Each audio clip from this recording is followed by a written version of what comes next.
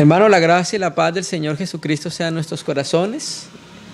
Agradecemos al Señor ayudarnos a poder continuar en esta serie que estamos considerando, que es la serie de Bibliología, y hoy sería nuestra reunión número 8, el cual es la continuación del canon del Nuevo Testamento. Hace 8 días estuvimos considerando nosotros el canon del Nuevo Testamento, la primera parte, y como hicimos en el canon del Antiguo Testamento, nos remitimos a la historia de la iglesia para saber qué dijo la iglesia, qué consideró la iglesia acerca de los libros que eran considerados como inspirados por Dios para ser incluidos en el canon de la Biblia, canon del Antiguo y del Nuevo Testamento. Nosotros en el canon del Antiguo Testamento miramos al principio, en la primera reunión, qué significaba la palabra canon. Miramos unos textos en la Biblia donde en el Nuevo Testamento griego aparece la palabra canon refiriéndose al conjunto de reglas de verdad que tiene la iglesia. Pero pasando el tiempo, los hermanos le fueron dando otra connotación a la palabra canon, y ahora en la manera que lo estamos utilizando, y lo utilizaron muchos hermanos, es en el sentido de los libros que hacen parte del Nuevo Testamento, libros inspirados por Dios, ¿cierto? Entonces miramos en el canon del Antiguo Testamento 1, 2 y 3, y en el canon 3 miramos lo que era la Septuaginta y Septuaginta ampliada, donde vimos los libros deuterocanónicos. En la reunión anterior miramos nosotros entonces primero el testimonio de la Escritura, como por ejemplo el apóstol Pablo en 1 Corintios confirma un texto del Antiguo Testamento como inspirado de Moisés y confirma un texto de Lucas ya como inspirado y como escritura.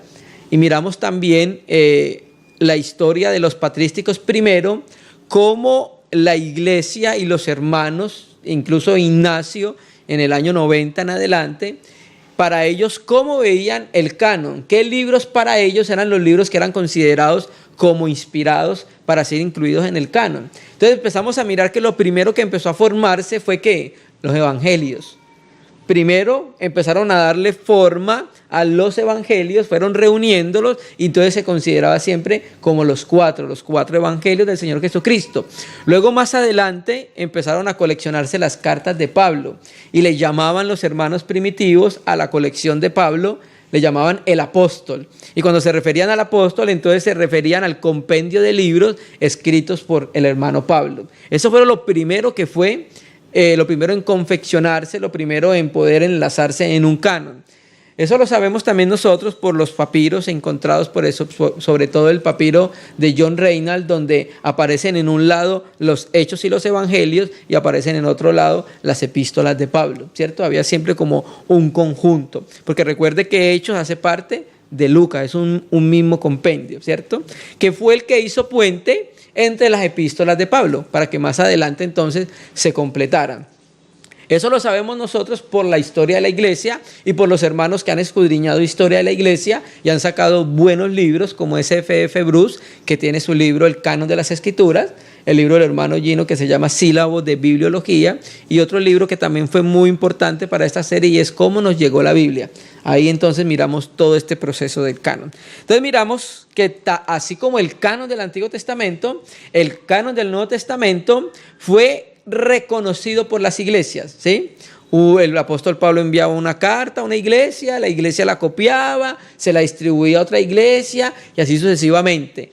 Por ejemplo, la carta a los Gálatas era una carta circular, se escribía para todas las iglesias que estaban en la región de Galacia. Entonces llegaba primero donde una, la copiaba, la circulaba, a la otra iglesia la copiaba y así sucesivamente. Entonces miramos que así como el canon del Antiguo Testamento, Israel y la iglesia fueron los que fueron confirmando cuáles eran los libros autorizados. De la misma manera, los mismos escritores de la Biblia, la evidencia interna y la evidencia externa, en este caso los patrísticos, nos van diciendo en su tiempo, desde el año 90 hasta casi el año 360, cuando fue el concilio de Cartago, donde se estableció un canon, qué libro la iglesia misma iba reconociendo como autorizado, ¿cierto?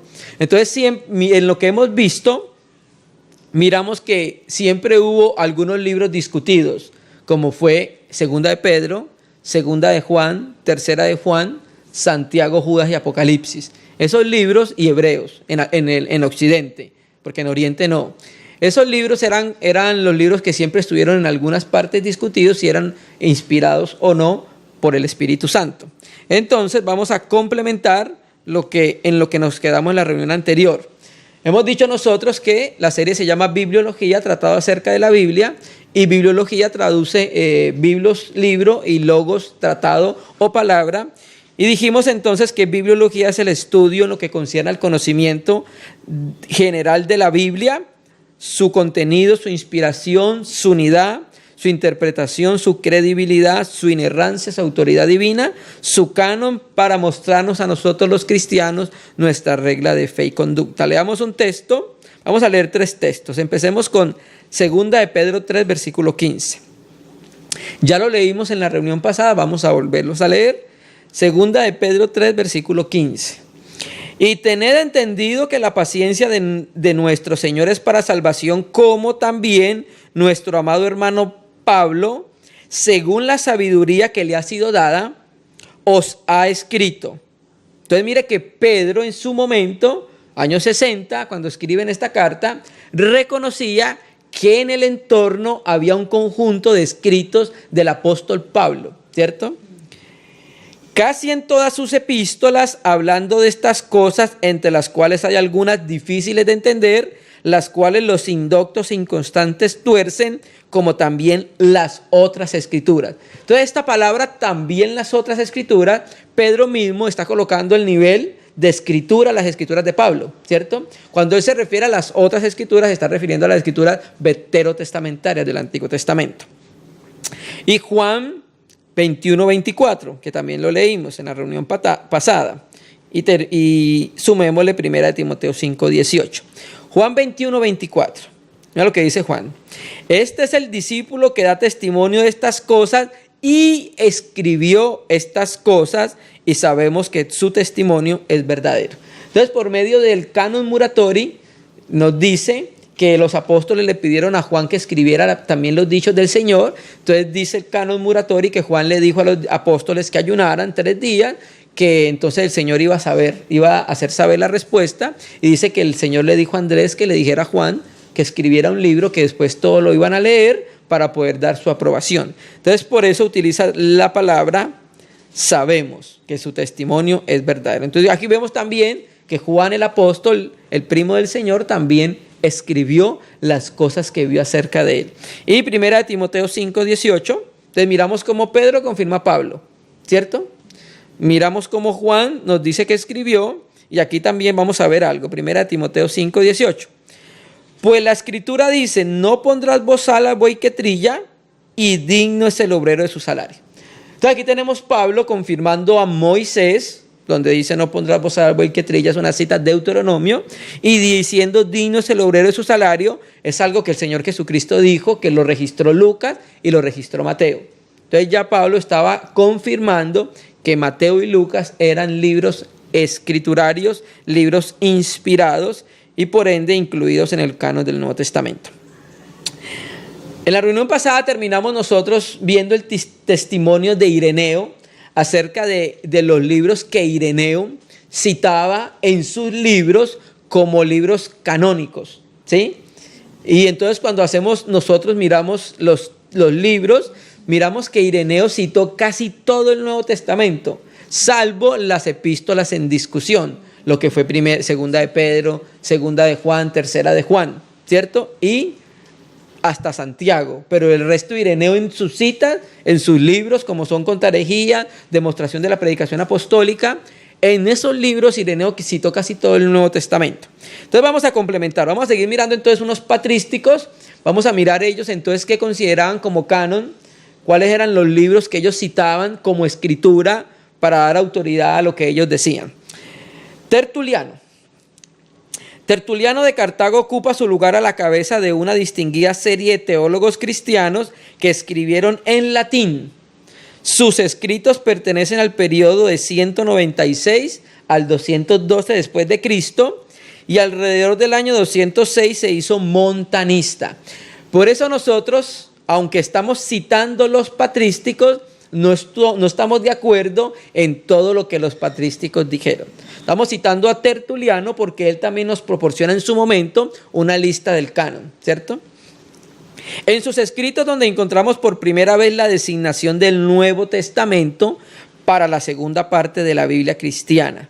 Puesto que Tertuliano reconoció el Nuevo Testamento como una colección de libros, se supone que tenía una idea bastante clara de los libros que contenía. Entonces mire, tan temprano, ya en el 196, como Tertuliano también reconocía un canon como sus predecesores, como es el caso de Melitón de Sardis, como es el caso de la lista de Muratori. No utilizó la palabra canon, pero aprobaba la idea que posteriormente vino a expresar dicha palabra. Cuando acusó a Valentino de malinterpretar el instrumentum, esa palabra es latina y se refiere al Nuevo Testamento, y la mutilación de Marción, conocía exactamente lo que quería decir al referirse al instrumentum. Claro, si él va a decir que el canon de Marción es mutilado, entonces debe tener una idea clara de cuáles son los libros que se consideran como autorizados y canónicos, ¿sí? Aunque en ningún lugar enumera formalmente su contenido, ciertamente comprendía los 4 evangelios y hechos, las 3 epístolas que llevan el nombre de Pablo, primera de Pedro, primera de Juan y Apocalipsis, que adjudica el apóstol Juan. También incluía las epístolas de Judas, que adjudica al apóstol de ese nombre. En cuanto al resto de las epístolas católicas, se llaman así porque son universales: Santiago, segunda de Pedro, segunda y tercera de Juan. Tertuliano no dice nada, no podemos decir si las conocía o no, pero de Hebreos dice algo muy interesante. No le había llegado como uno de los libros del Nuevo Testamento y él no tenía autoridad para añadirlo a la lista, pero a su juicio era digno del rango de los escritos apostólicos. Cualquier hermano que hubiese leído el libro de los Hebreos hubiese pensado, por el testimonio que tiene la misma epístola y por el testimonio del Espíritu, que ese libro debía haber sido canónico. Cipriano, otro patrístico. Tasio Cecilio Cipriano nació de padres paganos a principios del siglo III. Fue instruido en retórica en Cartago y se convirtió al cristianismo alrededor del 246. 2 años más tarde fue elegido obispo de Cartago y ocupó el obispado hasta su martirio en el año 258. Escribía con fluidez y mostró una gran familiaridad con la Biblia en latín y los escritos de Tertuliano, a quien hace referencia como el maestro. Está claro que en los días de Cipriano existía una Biblia casi completa de la versión en latín antiguo para poder memorizarla y citarla cuando lo requería la ocasión. Su Nuevo Testamento comprendía los 4 evangelios, Hechos, las cartas de Pablo a 7 iglesias, a Timoteo, a Tito, primera de Pedro, primera de Juan y el Apocalipsis. Esos escritos, como las escrituras proféticas del Antiguo Testamento, han sido producto de inspiración divina. En ningún lugar cita a Filemón, probablemente porque no tuvo ocasión de referirse a tan breve libro, ni las 5 discutidas epístolas católicas universales: Santiago, segunda de Pedro, segunda y tercera de Juan y Judas. Tampoco cita a Hebreos, pero refleja sus palabras introductorias al comienzo de tu tratado acerca de la oración del Señor. Dice así él: la voluntad de Dios era que se hablara y oyeran muchas cosas por medio de los profetas, pero son muy superiores las habladas por el Hijo. Se parece mucho entonces al capítulo 1, versículo 1 y 2 de Hebreos. Como otros cristianos occidentales de su época, probablemente conociera Hebreos, pero no lo consideraba escritura. En cuanto al Apocalipsis, manifiesta una predilección marcada por él, citándolo con frecuencia como un libro básico para cristología y para las bendiciones del martirio. No tenía duda de que era escritura divina. Amén. Entonces, vamos a mirar ahora los patrísticos en Alejandría. Empecemos con Clemente de Alejandría. Año 150-215 vivió. Volvemos a decirlo, estamos citando patrísticos, pero no estamos de acuerdo en todo lo que propusieron los patrísticos. Clemente de Alejandría fue contemporáneo de Tertuliano, no era nativo de Alejandría, probablemente fue ateniense de nacimiento, pero pasó allí la mayor parte del último cuarto del siglo II. En su referencia a los escritos cristianos, habla de 2 partes de la Biblia cristiana como Antiguo y Nuevo Testamento, pero no dice nada acerca de los límites del Nuevo Testamento. Clemente reconoce los Hechos de los Apóstoles, que cita reiteradamente, como obra de Lucas. Reconoce el apóstol, que es la colección paulina, incluyendo no solo las pastorales, sino también, de acuerdo con la tradición de la iglesia de Alejandría, Hebreos. Clemente reconocía que Pablo escribió la carta en hebreo, Hebreos, y Lucas la dictó en una traducción griega para el beneficio de los lectores grecoparlantes. Esta es la propuesta de Clemente, muy temprano también, años 150. Pasemos un poco más lejos. Eusebio de Cesarea. Eusebio, obispo de Cesarea, desde alrededor del 314 hasta su muerte en el 339. Bien puede ser considerado como el segundo historiador cristiano. ¿Quién es el primero? Lucas. La principal obra de Eusebio es su historia eclesiástica, en la que recorre las vicisitudes del movimiento cristiano desde tiempos de Cristo hasta el establecimiento de la paz en la iglesia bajo Constantino en el año 313. Eusebio escribió su historia en etapas durante el primer cuarto del siglo IV y tenía acceso a todo el material de investigación en la gran biblioteca de la iglesia de Cesarea, que se remontaba a los días de Orígenes y había sido ricamente dotada por Panfilio, el mentor de Eusebio, martirizado en el año 309. Entonces, Eusebio divide los libros en su momento en tres partes. Libros reconocidos, que son los inspirados, libros discutibles y libros espurios. Esa era la división que le da Eusebio. Eusebio en un lugar informa sobre los escritos del Nuevo Testamento de la actualidad en su momento en las iglesias de su tiempo. Distingue tres categorías. Una, los reconocidos universalmente. Dos, los discutibles. Y tres, los espurios. Eusebio, aquí por eso tenemos que nosotros tratar de colocar un filtro. Eusebio, había unas cosas de Apocalipsis que no le gustaba, como por ejemplo ¿qué? El milenio en la tierra, 1000 años de gobierno en la tierra. Entonces él también coloca de su cosecha para poder colocar Apocalipsis no como los libros inspirados, sino como un libro todavía en dudoso. Vamos a leer lo que dice Eusebio.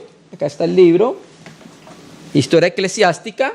Vamos a leer el libro 3, capítulo 25, del 1 al 4. Dice así: de los escritos reconocidos universalmente. En primer lugar se debe colocar la tetrada de los evangelios. Estos van seguidos del relato de Hechos de los Apóstoles.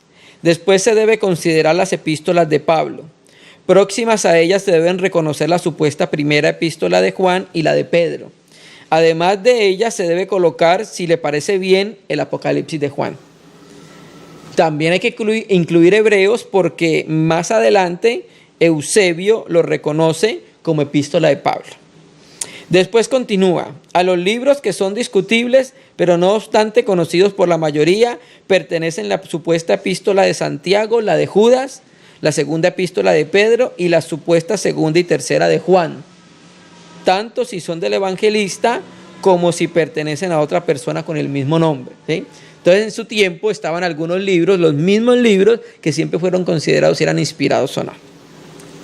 En cuanto a la tercera categoría, entre los libros espurios deben reconocerse los Hechos de Pablo, el denominado Pastor de Hermas, el Apocalipsis de Pedro y además la supuesta epístola de Bernabé y las presuntas enseñanzas de los apóstoles. Por otra parte, como ya dije, el Apocalipsis de Juan, si se parece bien. Porque como dice, algunos lo rechazan, mientras que otros lo cuentan entre los libros reconocidos. Algunos también incluyen en la lista el Evangelio según los hebreos, en el que se complacen especialmente aquellos hebreos que han aceptado a Cristo. Entonces dice F.F. Bruce: la aparente incoherencia de Eusebio surge del hecho de que Apocalipsis fuera reconocido por aquellas iglesias cuya opinión él valoraba más, mientras que a él no le agradaba, ya que no podía admitir su enseñanza en cuanto al milenio. ¿Se me entiende? Entonces por eso te digo que esto, aunque es historia, hay que pasar su filtro porque también los hermanos tenían ciertas preferencias con ciertos libros. Y vamos entonces a Atanasio, que Atanasio entonces es el que ya nos habla del canon del Nuevo Testamento como tal. Hasta este momento hemos leído muchos hermanos, como lo son Policarpo, como lo son Ignacio, como lo son Ireneo, como lo son Justino, Melitón de Sardis, que dan ciertas listas de libros, ¿cierto?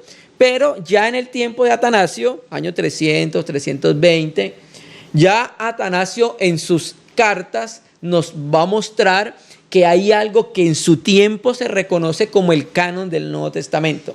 Y no es algo diferente a lo que la iglesia años anterior a él ya había venido reconociendo como inspirado.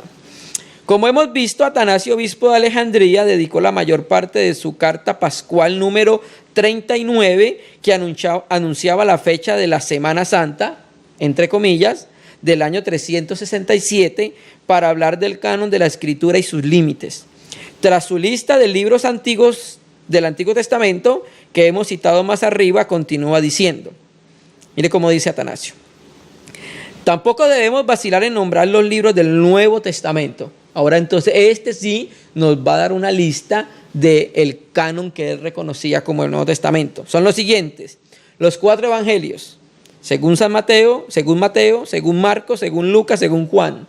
Después están Hechos de los Apóstoles y las 7 denominadas epístolas católicas de los apóstoles, tal como siguen: una de Santiago, 2 de Pedro, 3 de Juan y por último una de Judas.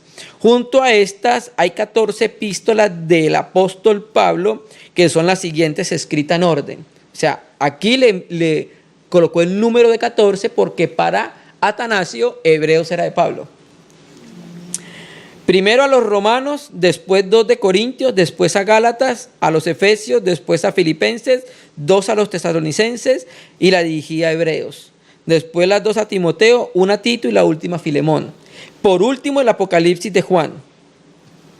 Es igual al canon que tenemos nosotros, hoy conocido como el canon del Nuevo Testamento.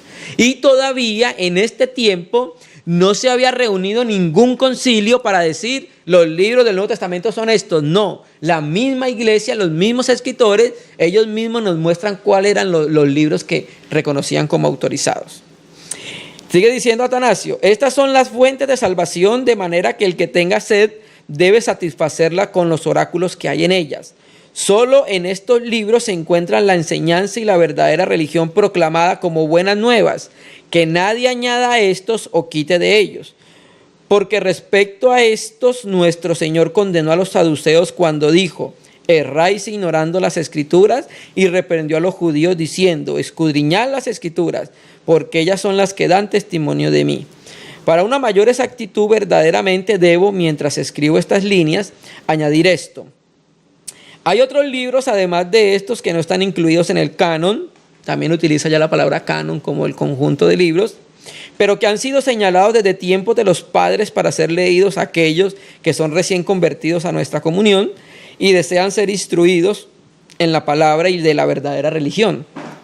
Estos son la supuesta enseñanza de los apóstoles y el pastor de Emas. ¿Cuál supuesta enseñanza de los apóstoles? La didaqué. Pero mientras que los primeros se incluyen en el canon, los segundos se leen, esto que estamos leyendo, en la iglesia, no se hace mención alguna de las obras apócrifas. Estas son invenciones de herejes que escriben de acuerdo a su propia voluntad y de forma gratuita asignan y añaden fechas para que, presentándolas como escritos antiguos, sirvan como excusa para engañar a los sencillos. Atanasio es el primer escritor conocido para nosotros que enumera exactamente los 27 libros que tradicionalmente componen el Nuevo Testamento para el cristianismo, sin establecer diferencias de rango entre ellos. ¿Sí? Entonces mire que ya Atanasio nos estaba mostrando lo mismo que tenemos nosotros hoy, sin todavía haberse reunido un concilio para decir: es que esos son los libros y es que estos son los libros. Y es algo que usualmente las personas siempre dicen, incluso muchos maestros bíblicos que hemos dicho: no, el canon lo fijó no sé quién, el canon lo fijó tal concilio. Pero hermano, la misma iglesia ha mostrado y ha reconocido durante el tiempo cuáles son los libros que han sido inspirados. Por ejemplo, en el tiempo, creo que fue en el tiempo de Diocleciano, no recuerdo cuál era el emperador de turno, mandaron a quemar todos los libros del Nuevo Testamento. Entonces, ¿qué quiere decir? Ya en el año 300 había unos libros que eran reconocidos como los libros del Nuevo Testamento. Pasemos a Jerónimo, el autor de la Vulgata Latín. ¿Listo? En respuesta a las instrucciones de Dámaso, recuerde que fue Dámaso, el obispo de Roma, que lo envió a él a hacer la traducción. Y recuerde también cuando vimos la serie El catolicismo romano al descubierto, cómo el papado empezó a figurarse y a manifestarse por medio de Dámaso. Jerónimo produjo su versión revisada en latín de los 4 evangelios alrededor del año 383, pero lo importante es que el Nuevo Testamento de la Vulgata, más exactamente la parte del Nuevo Testamento de la Biblia en latín, que con el tiempo llegó a denominarse Edición Común o Vulgata, comprendía 27 libros y con la aceptación general de la Vulgata por parte de los cristianos occidentales quedaron fijadas las dimensiones del canon del Nuevo Testamento. O sea que cuando Jerónimo saca la Vulgata Latín, entonces los libros del Nuevo Testamento eran los libros que comúnmente todos recibieron en su momento, como inspirado los mismos 27 que tenemos nosotros. Agustín. Terminemos entonces con Agustín de Hipona. Volvemos a decirlo y sobre todo con Agustín. No estamos de acuerdo con todo lo que dijeron los patrísticos. Agustín, como Jerónimo, heredó el canon de la Escritura como algo recibido. Formaba parte de la fe cristiana y abrazó con su conversión en el año 386. Ya este es muy tardío ya. Y como los otros muchos elementos de la fe cristiana, se entregó a comprenderlo, defenderlo y transmitirlo. En el segundo libro de su obra del aprendizaje cristiano, después de enumerar los libros dentro de los cuales, como él dice, está contenida la autoridad del Antiguo Testamento, y continúa diciendo: la del Nuevo Testamento está contenida dentro de los siguientes: 4 libros del Evangelio, según Mateo, según Marcos, según Lucas, según Juan; 14 epístolas del apóstol Pablo; 1 a los romanos, 2 a los corintios, 1 a los gálatas, 1 a los efesios, 1 a los filipenses, 2 a los tesalonicenses, 1 a los colosenses, 2 a Timoteo, 1 a Tito, a Filemón y a los hebreos; 2 epístolas de Pedro, 3 de Juan, 1 de Judas, 1 de Santiago, un libro de los Hechos de los Apóstoles y el otro del Apocalipsis, igual al que tenemos nosotros. Cuando recibió los 27 libros tal como se le entregaron a Agustín como otros pensadores cristianos, se planteó la pregunta: ¿por qué estos y no otros? En el prefacio de su lista de libros canónicos hace las siguientes observaciones: entre las escrituras canónicas,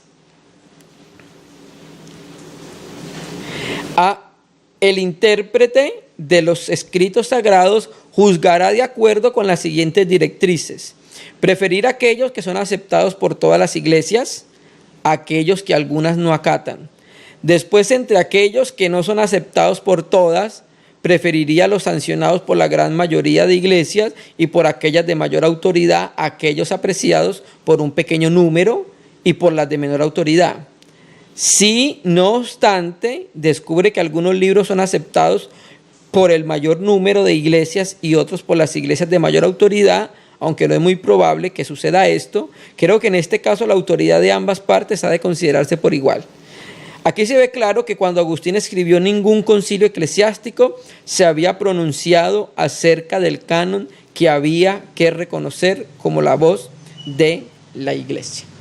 Entonces, en lo que hemos estado considerando, no lo consideramos todo, solo algunos aspectos, hemos visto que hasta este momento, hasta el año 386, con Agustín, no había ningún concilio todavía que se hubiese pronunciado en establecer cuál era el canon o la regla. Antes de 386 hubieron concilios, sí, el primer concilio de Nicea, luego hubieron más concilios, ¿cierto? Pero hasta este momento todavía no se ha pronunciado ningún concilio. O sea que el canon mismo lo ha avalado ¿quién? La misma iglesia. El mismo cuerpo de Cristo es el que ha avalado cuáles son los escritos autorizados e inspirados. Ahora sí vamos a llegar a un concilio, pero recuerde, vamos a llegar a él ya después de haber visto todo lo que ha dicho la iglesia, los patrísticos, 300 años antes del concilio de Nicea. Porque, por ejemplo, si leemos Ignacio, vemos cuáles son los libros que ella considera como inspirados. Ignacio es del año 90, 140, 150, 130, ¿cierto? Y este que vamos a leer es el concilio de Hipona en 393. Casi 300 años después de que ya la iglesia misma empezó a reconocer cuáles eran los libros. El concilio de Hipona en 393 fue probablemente el primer concilio de la iglesia que estableció los límites del canon de la escritura. Sus promulgaciones no nos han llegado, pero su afirmación acerca del canon se repitió como canon 47 en el tercer concilio de Cartago en el 397. Las palabras importantes son las siguientes. Y posteriormente se decidió que no se leería nada en la iglesia bajo el nombre de las divinas escrituras, excepto los escritos canónicos. Los escritos canónicos, por tanto, son los siguientes. Vamos a leerlos del Nuevo Testamento porque estamos viendo el canon del Nuevo Testamento. Los 4 libros del Evangelio, el libro de los Hechos de los Apóstoles, las 3 epístolas de Pablo, 3 de Juan, 1 de Santiago, 1 de Judas, el Apocalipsis de Juan. El Apocalipsis de Juan, sí. Y de Judas, sí. Entonces, hasta ahí están completos ya todos los libros del Nuevo Testamento. Permítase, no obstante, leer las pasiones de los mártires cuando se celebren sus aniversarios. O sea, en las reuniones, cuando se cumplía la fecha de la muerte de un mártir, hay un libro que se llama Acta de los Mártires. Es un libro muy antiguo del tiempo de los patrísticos, es un libro casi de 2000 páginas, donde muestra la muerte de nuestros hermanos en los primeros siglos. Entonces miramos que este es el primer concilio donde ellos reconocen un canon, pero ya la iglesia lo había reconocido muchos años antes, ¿sí? Entonces no podemos decir que fue concilio de Hipona y de Cartago, que fueron los que autorizaron cuáles eran los libros autorizados. No, ya la iglesia misma reconocía eso. Que el Nuevo Testamento consiste de los 27 libros que han sido reconocidos como pertenecientes al mismo desde el siglo IV, no es un juicio de valor, es una afirmación de un hecho. Puede que haya individuos o comunidades que lo consideren demasiado restringido o amplio, pero su opinión no afecta a la identidad del canon. El canon no va a disminuir o a incrementarse según lo que ellos piensen o digan. Se trata de un dato literario, histórico y teológico. La crítica literaria de los escritos cristianos primitivos probablemente encontraba poco sentido en diferenciar entre aquellos que son canónicos y los que no. Pero para el teólogo y miembro de la iglesia es importante diferenciarlos. Si la voz de Dios se oye en la Biblia, como no se escucha en ningún otro libro, el canon tiene importancia para todos aquellos a quienes se dirige la palabra de Dios. Entonces vamos a mirar por qué había la necesidad en parte de confeccionar un canon de libros del Nuevo Testamento, que también lo consideramos en la reunión pasada. La necesidad de confeccionar un canon de libros inspirados se agudizó al tener que afrontar la iglesia primitiva la mutilación de los evangelios y los otros libros del Nuevo Testamento por obra de Marción en su falso canon. A partir pues de mediados del siglo II, la línea de demarcación entre los escritos inspirados y los libros apócrifos empieza a perfilarse con toda claridad, y de esto es buen ejemplo la firme actitud de Tertuliano y Ireneo en su defensa de los libros inspirados. Otro factor que también se apunta como decisivo a la formación definitiva del canon se relaciona con el edicto del emperador Diocleciano en el año 300, en virtud del cual todos los libros religiosos habían de ser quemados.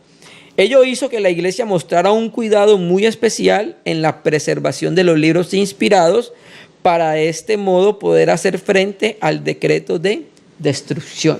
Entonces los hermanos debían saber cuáles eran los libros que eran inspirados. Podemos notar tres razones urgentes para un canon autorizado. 1. El deseo de los cristianos de tener en un volumen el relato de la vida y ministerio de su Salvador. Porque recuerde que lo que existió primero fueron las enseñanzas orales. 2. La existencia de libros espurios que salieron a la luz aún en el segundo siglo, enseñando doctrinas falsas. 3. La traducción de sus libros en otros idiomas. Cuán importante, pues, es que todos supiesen cuáles eran los libros canónicos para excluir a todos los demás. ¿Ven? Entonces, vamos a terminar considerando cuáles son los manuscritos bíblicos más importantes del Nuevo Testamento en estos momentos, porque los descubrimientos arqueológicos cada vez más nos van aportando más acerca de mejores manuscritos y más antiguos. Un manuscrito bíblico es una copia escrita a mano en hebreo o en griego, los idiomas originales en los cuales se redactaron el Antiguo y el Nuevo Testamento.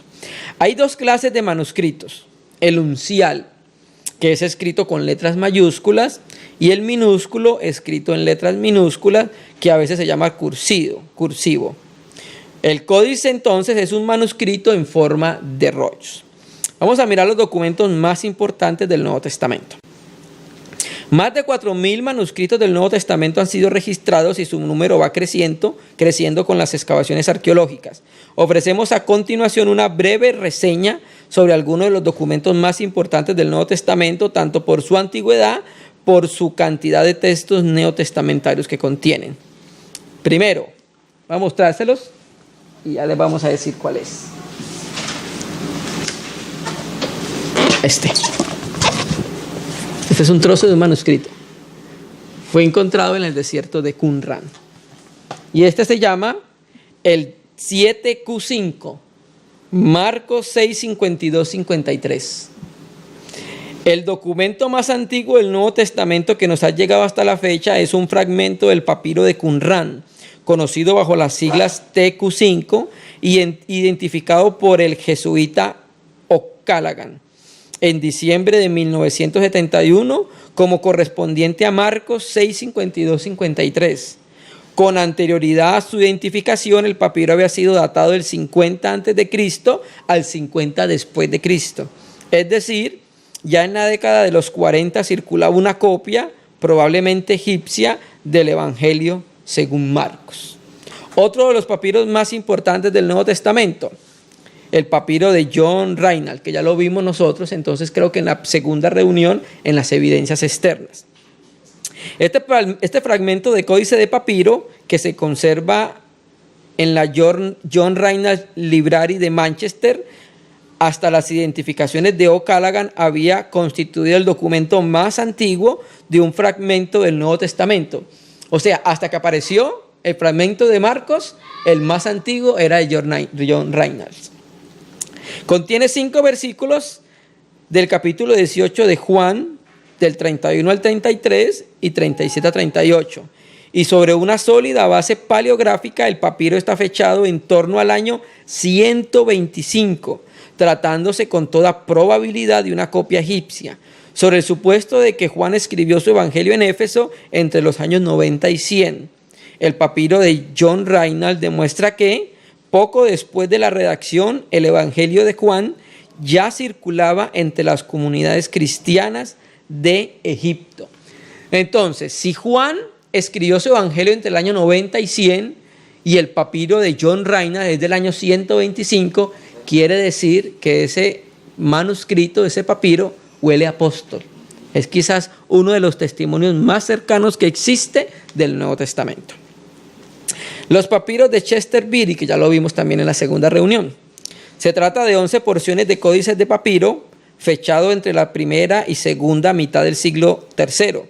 Contiene la mayor parte del Nuevo Testamento, incluyendo la epístola a los Hebreos y el Apocalipsis. Vamos a entrar en este aspecto de los documentos más importantes a los 3 unciales más importantes del Nuevo Testamento. Estos eran fragmentos, ¿sí? Aquí vamos a entrar a códices, a estos códices que contienen casi todo el Nuevo Testamento y algunos incluso contienen parte de la Septuaginta. El primero de los unciales, que es catalogado como el 01, Códice Sinaítico. Este es, Códice Sinaítico.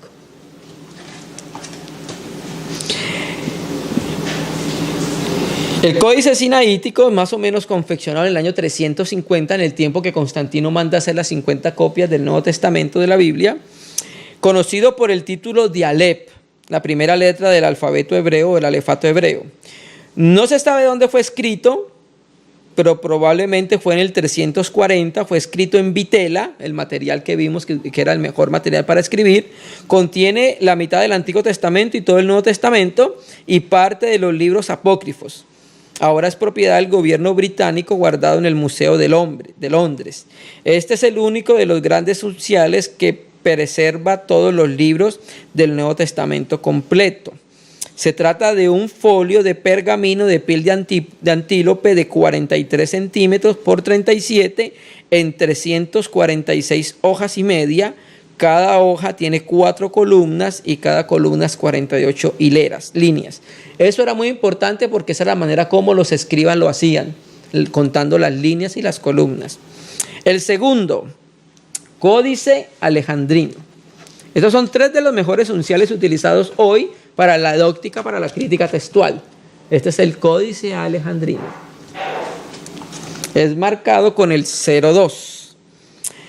También fue escrito en vitela. Es conocido por la letra A. Contiene el Nuevo Testamento completo con excepción de unas hojas. Y está en el Museo Británico de Londres. Probablemente fue escrito en Alejandría.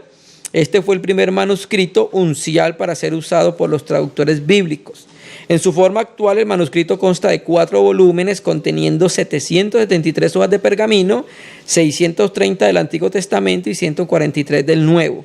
Aunque le falta la mayor parte de Mateo del 1 al 25, algunos pasajes de Juan del 6:50 al 8:52 y 2 de Corintios del 4:13 al 12:6 contiene uno de los mejores textos del Apocalipsis. Este texto aparece en 2 columnas, el sinaítico tiene 4, mientras que el Vaticano tiene 3. Pasemos al siguiente, códice más importante de los unciales, Códice Vaticano. Este es. Esto es una fotocopia en facsimil. Así es el códice cuando lo puedan ver en persona, es así. Es catalogado como 03. Quizás el más antiguo que existe, conocido por la letra B. Contiene tanto el Antiguo Testamento en griego, la versión de los 70, casi todo el Nuevo Testamento en griego, también libros apócrifos, propiedad de la Iglesia Romana, guardado en el Vaticano. Fue escrito también en vitela, es un uncial y es del año 325. En opinión de muchos eruditos, este códice que se guarda en la Biblioteca del Vaticano es el documento griego más valioso de cuanto nos ha llegado. Se trata de un pergamino de extraordinaria perfección, escrito en caracteres unciales y por una sola mano. Tiene una altura de 27 a 28 centímetros, con igual de ancho y cuenta con 759 hojas, 617 para el Antiguo Testamento y 142 para el Nuevo. Vamos a decir otros en los cuales nosotros no vamos a presentar las imágenes, solo presentaremos esta, porque lo que dijimos nosotros era que el Nuevo Testamento, los unciales, eran escritos en mayúsculas, ¿sí ven? Este es mayúscula. Pero este es escrito en minúscula, que son los manuscritos minúsculos. Esta es la minúscula del griego. Ahí se ve que esa es minúscula. Entonces vamos a mirar otros códices importantes. El códice Ephraim Rescriptus es catalogado con el 04. Es más o menos del año 450. Y el Rescriptus es ¿por qué? Porque alguien se dio cuenta, cuando encontraron el manuscrito, que debajo de ello había otra inscripción. Regularmente estos códices, por el material tan caro, muchas veces trataban de borrar lo que tenía y le escribían encima. Entonces, este manuscrito era un manuscrito griego, antiguo. Lo que hicieron fue borrarle y escribir el sermón de un monje o un padre, sacerdote llamado Efrén. Entonces, por eso se llama códice Ephraim Rescriptus. Conocido por la letra C, de vitela de segunda clase, contiene la mayor parte del Antiguo Testamento y ciertos libros del Nuevo Testamento. Este manuscrito se llama un palimpsesto, borrado y escrito de nuevo, porque tiene 2 obras, una encima de la otra. Es un códice muy parecido al alejandrino. De sus 209 hojas actuales de pergamino, 64 corresponden a porciones muy diversas del Antiguo Testamento y las otras 145 al Nuevo. A excepción de Segunda de Tesalonicenses y Segunda de Juan, todos los demás libros del Nuevo Testamento están incluidos, aunque ninguno en forma completa. Ahora vemos el códice de Beza, catalogado como el 05. Este código fue adquirido por Beza en 1562 y donado en 1581 por el propio reformador a la Universidad de Cambridge, donde todavía se conserva, aunque es del siglo V y exhibe un marcado carácter latino. No se ha podido precisar todavía su lugar de procedencia. Para algunos, Roma; para otros, Egipto o el norte de África. En su estado actual consta de 406 hojas de pergamino en el lado izquierdo. El texto es en griego y el derecho es en latín. Se trata pues de un manuscrito bilingüe y no siempre es de demasiado fiar, tanto por sus adiciones como por sus omisiones.